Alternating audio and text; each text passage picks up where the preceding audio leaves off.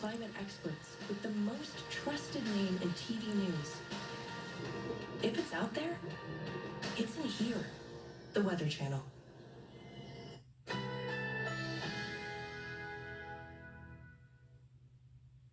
Currently in our area, 72 degrees under partly cloudy skies.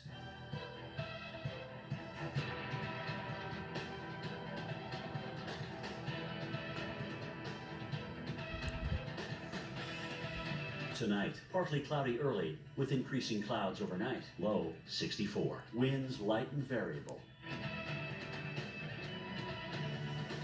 Sunday, mostly cloudy skies early, then partly cloudy in the afternoon. High 85.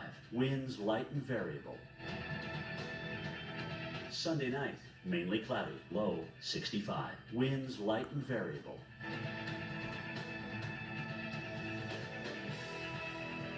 Here's our 7-day outlook.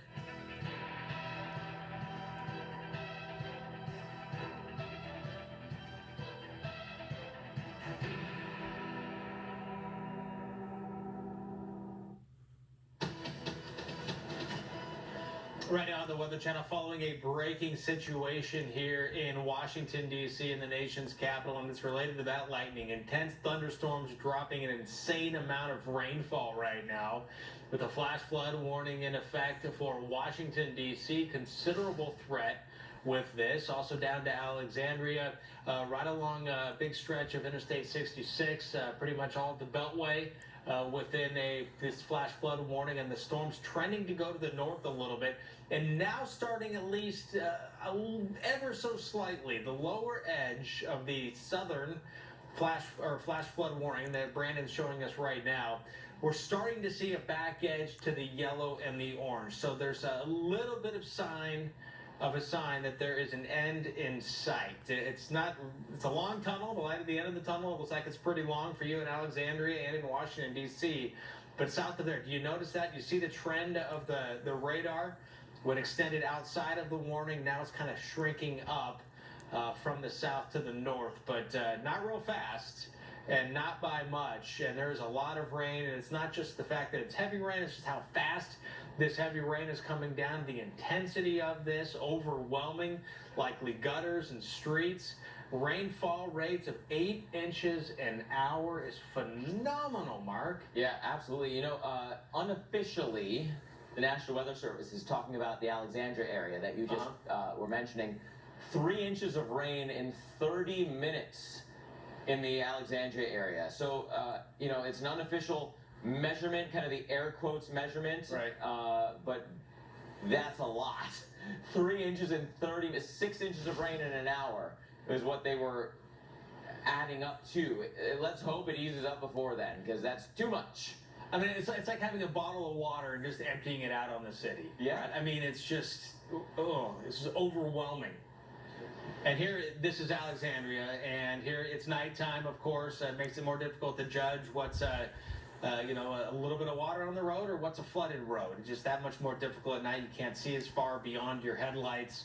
And the rain's still coming down. As you mentioned, Mark, the rain here, big raindrops make it look like there's streaking snow. But this is some very heavy summertime rain in D.C. and Alexandria. Yeah, we've been watching the measurements coming in, the official obs from Reagan National. And Reagan has over 2 inches of rain now. It hasn't been raining for an hour. So 2 inches of rain in that time is an incredible rainfall rate, and just about the whole region from the district to points south and west are underneath this thunderstorm complex. It's really coming down. And you can see the northern edge of the outflow boundary from some of the previous storms about to Rockville right now.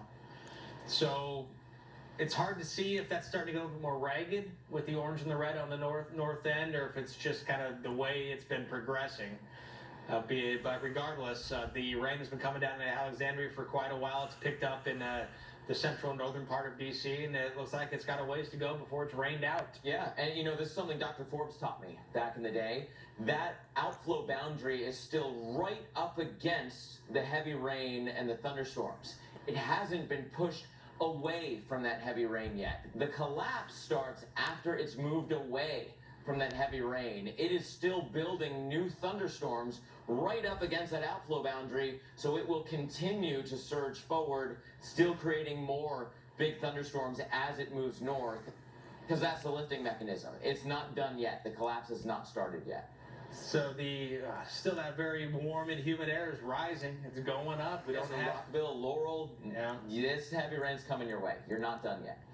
You can see it racing up to the north. All right, so we'll keep an eye on this. And, of course, we also want to get to Fred and Grace because likely to get a lot of warnings in terms of flash flooding out of that as well in the coming days. But, again, flash flood warning here in Alexandria, considerable threat.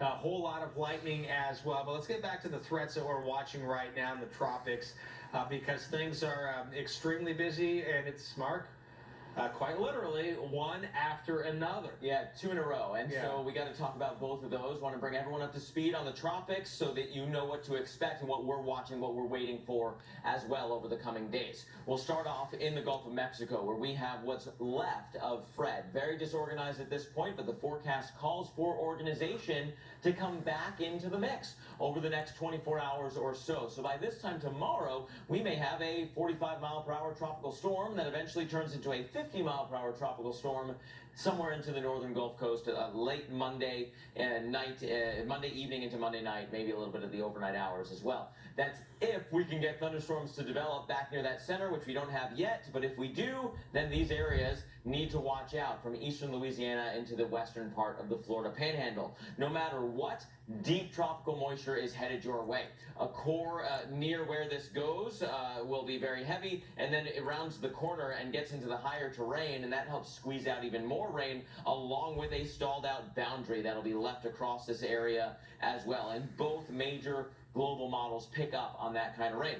Then we go into the next storm. Tropical Storm Grace is moving through the northern Caribbean right now, is setting sights on many of the same islands that just went through this because of Fred. So yeah, Puerto Rico, Haiti, the Dominican Republic, Cuba could all be watching yet another tropical system, significant tropical storm with significant rain on the way. In fact, the newest run of the USGFS model paints a very high rainfall total over the Dominican Republic that could stretch into Haiti as well. We'll be right back.